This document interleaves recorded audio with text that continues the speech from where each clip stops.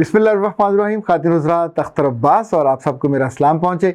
ईद का तीसरा दिन है और वैसे तो ईद एक दिल की कैफियत होती है, जितनी लंबी खींच लें, लेकिन आमतौर पर हमारे यहाँ 3 दिन तक ईद चलती है। अगर शख्सियत आपकी मजबूत हो, खूबसूरत हो, तगड़ी हो, तवाना हो, तो आपसे खुशी आगे भी जाती रहती है। जैसे बिजली घर में ग्रिड स्टेशन में बिजली होती है तो वहाँ से आगे जाती है। कई दफ़े ऐसे सवाल होते हैं कि सर ईद शब रात पे हमें तो कोई फ़र्क ही नहीं पड़ता और बिल्कुल मुरझाए हुए एक साइड पे पड़े रहते हैं। मैंने नोट किया कि जिन लोगों की, जिन लड़कियों की या लड़कों की शख्सियत मजबूत हो, आम तौर पे वो बाकियों के लिए सोर्स ऑफ इंस्पिरेशन बनते हैं, और जिनकी शख्सियत कमज़ोर हो, बूदी हो, वो बिल्कुल लाताल्लुक़ हो जाते हैं। लोग भी उनको फिर इर्रेलेवेंट मान लेते हैं। शख्सियत कमज़ोर कब होती है, क्या बड़ी उम्र के साथ या छोटी उम्र के साथ? सोचा आज लगे हाथों थोड़ा इस पर भी बात कर लें। मुझे लगता है कि 7-8 जगह ऐसी हैं कि जहां से आप आसानी से आइडेंटिफाई कर सकते हो कि आपकी या सामने वाले की शख्सियत मजबूत है या कमज़ोर है। लाइक जो बच्चे अपनी माँ या बाप के बहुत ज़्यादा ज़ेरे साया रहते हैं, उनके असर में रहते हैं, हमेशा ओवरशैडो होते हैं, इनकी शख्सियत कमज़ोर रहती है। कैसे पता चलेगा? सिम्टम क्या होंगे? लाइक इनके घर मेहमान आएंगे तो ये पीछे खड़े होंगे, आगे होके उनको एग्रेसिवली, लाइवली मिलेंगे नहीं। नंबर 2, किसी तकरीब में जाएंगे, ये कभी अगली सीटों पे जाके नहीं बैठेंगे, हमेशा पिछली सीटों पे, कॉर्नर पे, जहां दुनिया से ज़रा उनकी आंखों से दूर होके बैठेंगे। ये ईद शब रात पे किसी घर मिलने भी जाएंगे तो अम्मी को मिलने देंगे, अब्बा को मिलने देंगे, सारे मिल लेंगे, तो फिर आपको ढूंढा जाएगा कि वो कहाँ है। तो अगर आप मजबूत होंगे तो ज़ाहिर है आप अपनी शख्सियत का डर और खौफ वो छुपाने के लिए नहीं होता, आप वहाँ खड़े होते हो और सबसे बड़े सुकून से मिलते हो। चौथी बात, जो लड़के या लड़कियाँ आई कांटेक्ट नहीं करते किसी से मिलते हुए, बड़ों से या छोटों से, आँख में आँख डालने का मतलब घूरना नहीं है, सॉफ्ट सा, हम्बल सा, मोहब्बत वाला दे के स्माइल देना। हम लोगों को फतह कहाँ से करते हैं? ताकत से नहीं करते, डंडे से नहीं करते, आँखों से करते हैं।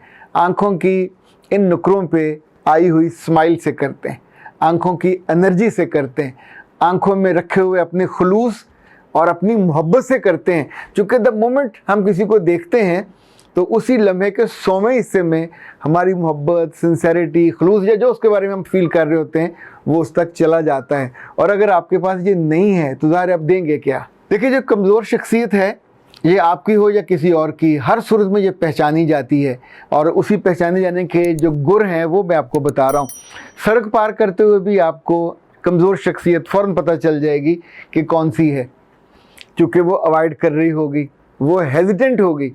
इसी तौर पे कभी कमरा इम्तहान में उसको दिक्कत होगी, परेशानी होगी, तो उससे पूछने में डर होगा, किसी से कहेगी या कहेगा कि ज़रा पूछना ये मामला कैसे है। यानी खुद से सवाल इनिशिएट भी नहीं कर सकते।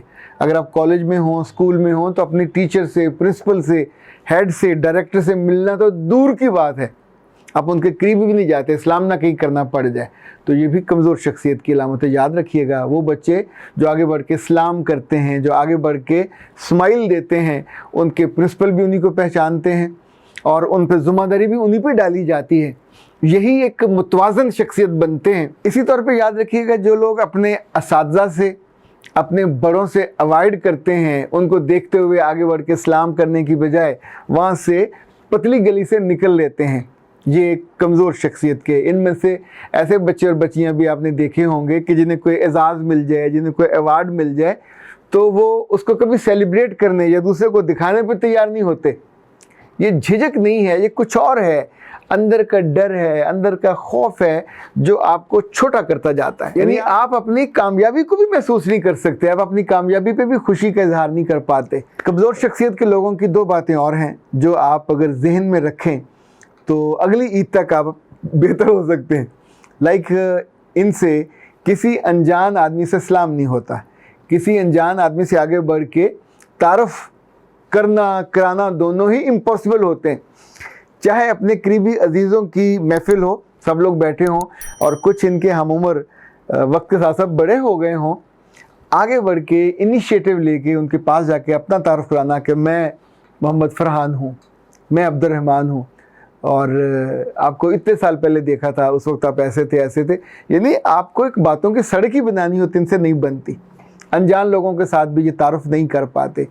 इसी तौर पे देखिए, कमज़ोर जो शख्सियत है, लड़के की हो या लड़की की हो, आपको भी बुरी लगती है, आपके माँ बाप को भी बुरी लगती है। कल जब आपकी शादी हो जाती है तो आपकी बीवी को भी बुरी लगती है।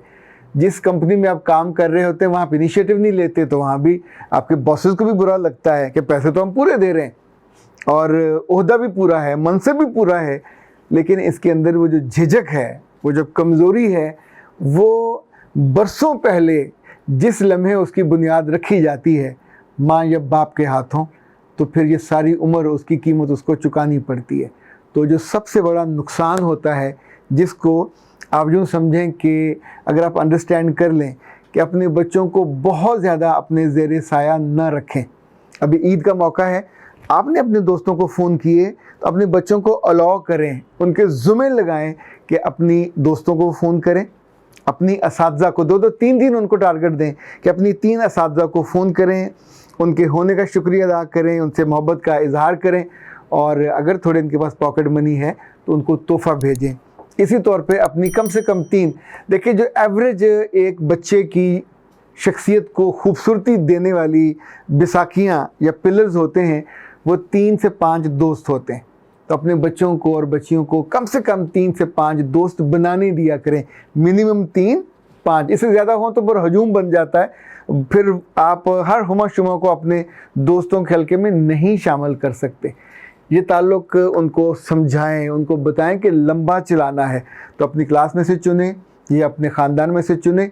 इनफैक्ट जब आप ताल्लुक़ चुनते हैं तो आपको ताल्लुक़ निभाना भी आता है, आपको उनका दिल रखना भी आता है, आपको उनसे डील करना भी आता है। तो अगर माँ और बाप की हमेशा मर्ज़ी चले 110%, तो आप बच्चे की और बच्ची की शख्सियत को एक घुन लगा देते हैं जो उसको धीरे धीरे खाता रहता है। उसका एतमाद, उसका एतबार, उसकी खूबसूरती, उसका इनिशिएटिव, उसकी क्रिएटिविटी, हर चीज़ खाई जाती है, मारी जाती है। और एक घुन लगा दरख्त, यानी जिस पे ज़रा सा बोझ पड़ता है तो ऐसे करके ज़मीन पे ढह जाता है। तो अपने बच्चों पे रहम खाएं, अपने प्यारों पे उनके फ्यूचर के बारे में सोचें और उन्हें कमज़ोर शख्सियत न बनने दें। ये जितने पहलू मैंने बताए हैं, तकरीबन ये 10 बनते हैं, तो आप 10 में से अगर 8 का भी टेक केयर कर लें तो इंशाल्लाह आपका बेटा बेटी, आपका भाई बहन आने वाले दिनों में एक मजबूत और काबिल तवज्जो शख्सियत बनेगा कि जिसको देख के लोग उससे मिलना, उसके साथ रिलेट करना, उससे दोस्ती करना, उसका हवाला देना। दुनिया में जिसका हवाला नहीं है वो कोई चीज़ ही नहीं है। दुनिया में जिसको देखकर आप याद रखने को आपका जी नहीं चाहता, वो कोई पर्सनैलिटी है, वो कोई बंदा है। जब भी आप किसी से मिलते हो, आपको उसकी स्माइल, उसकी मुस्कुराहट, उसकी दानिश, उसकी बात, उसका अंदाज, एक एक चीज़ याद रहती है। एक डरा हुआ, सहमा हुआ, कमज़ोर सा, लेथार्जिक, आंखें झुकी हुई, आगे बढ़ के काम न करने वाला, तारफ़ न करने वाला, अनजान लोगों से न मिलने वाला, ये बंदा कब ज़िंदगी में आगे बढ़ के कामयाब हो सकता है? इन लोगों को तो कभी कामयाबी इत्तेफाक से, तीर तुक्के से मिल भी जाए तो उसको सस्टेन भी नहीं कर पाते, उसको संभाल भी नहीं कर पाते। और अगर वो बताएं कि मुझे ये मिली तो लोग यकीन भी नहीं करते कि नहीं, इसकी नहीं हो सकती, ये तो इस काबिल लगता भी नहीं है, इस काबिल होना चाहिए। तो अपना साया, अपनी मर्ज़ी थोड़ी सी कम करें, उनको ज़रा सा लीवरेज दें ताकि दुनिया में वो मूव कर सकें, लोगों से इंडिपेंडेंट बात भी कर सकें, दोस्तियाँ ताल्लुक़ बना भी सकें और निभा भी सकें। अख्तर अब्बास को दीजिए इजाज़त। अस्सलाम वालेकुम।